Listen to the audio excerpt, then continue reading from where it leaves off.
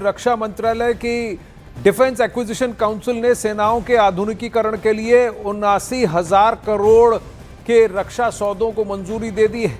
रक्षा मंत्रालय की तरफ से यह फैसला लिया गया है। रक्षा मंत्री राजनाथ सिंह की अध्यक्षता वाली बैठक में यह तय किया गया कि तीनों सेनाओं के आधुनिक उपकरण हथियार खरीदे जाने की जरूरत है, तीनों सेनाओं के लिए, और इसके लिए 79,000 करोड़ रुपए के हथियार और उपकरण की खरीदी को हरी झंडी दे दी गई।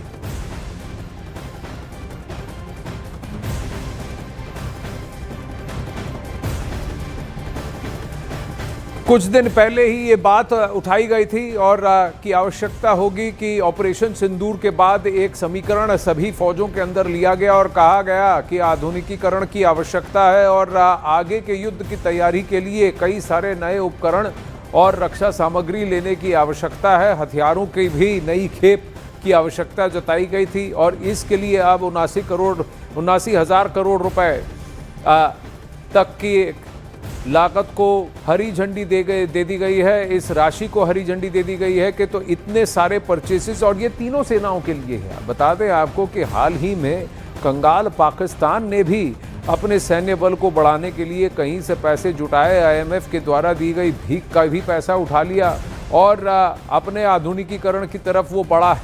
लेकिन भारत के लिए आवश्यक सिर्फ पाकिस्तान के साथ सटे हुए बॉर्डर को सुरक्षित रखना नहीं, लेकिन अपने जल और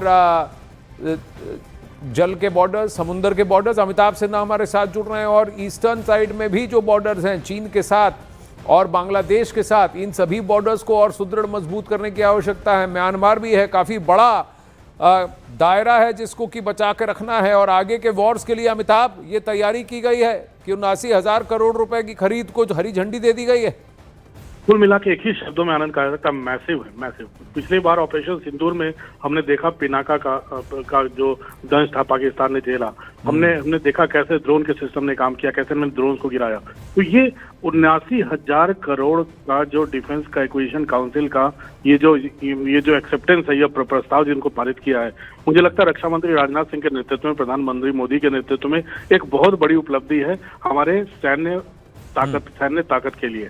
आर्मी के लिए लोअर म्यूनिशन सिस्टम्स है, आर्टिलरी रेजिमेंट्स के लिए है, लाइट वेट रडार्स के लिए है, और साथ ही साथ अगर हम देखें तो इंडियन नेवी के लिए भी काफी कुछ है यहाँ पर। सॉफ्ट डिफाइंड रेडियोज हैं उनके लिए, मैन पैक है, रिमोटली पायलटेड एयरक्राफ्ट सिस्टम है।